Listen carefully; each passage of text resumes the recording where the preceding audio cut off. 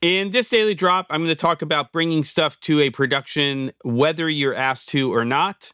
So let's go. So I have this project in LA that's coming up, and we had a production meeting yesterday about it. And we talked about a lot of things, and there's still a lot to work out before that happens. But one of the things that I gleaned from that discussion and that meeting was there are going to be a lot of people on camera. Now, this is essentially an instructional or educational video. I'd say it's more educational with a little marketing twist for a new product that's coming to market.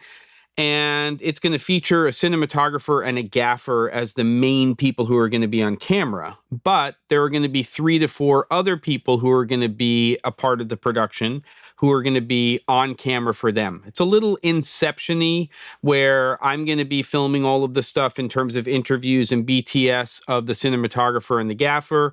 And then they're going to have their own crew and they're going to actually have talent in front of them. And the cinematographer is also a director, so he'll be directing talent, the gaffer, the grip, everybody else. We're only going to mic the cinematographer and the gaffer, and then I'm going to do some stand-up interviews with them the day before we actually shoot all the production stuff.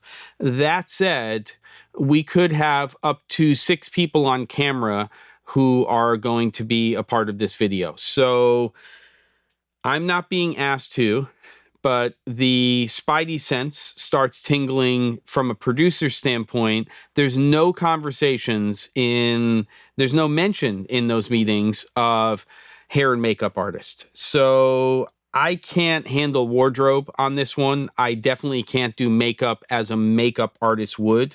My assumption is the talent that's coming in, especially female talent, is probably going to have some sort of kit with them in terms of makeup. My knowledge so far is that these are people who do have a background in acting and being on camera.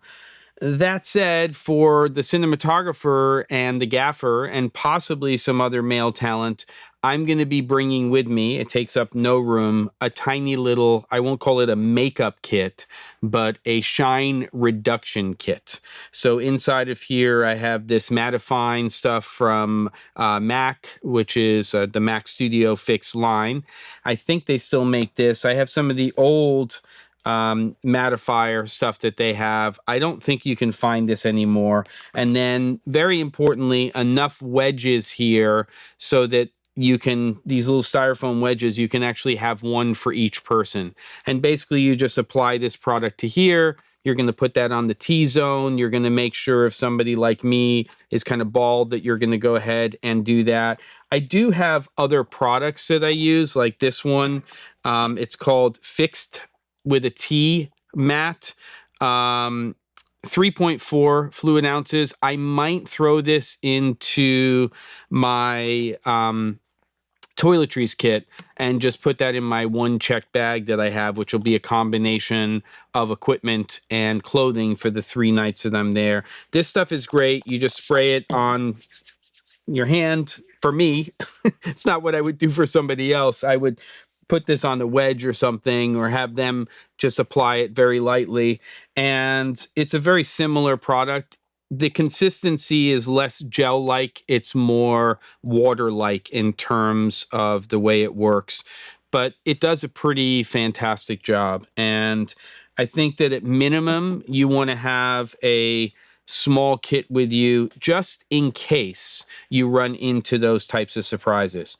Doesn't take up basically any room inside of your luggage or inside of your bags, and could be the difference between a cinematographer, in my case, or a gaffer who's running around on set and starting to sweat, and that not being a good look on camera, to applying some of this and then controlling that.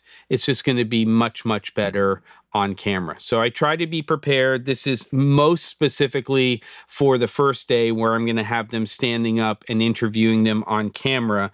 But this stuff may come in handy on the second day when we have the whole cast and crew there as well. I'll put some links in the description. Don't forget to. And I'll see you on the next episode of The Daily Drop.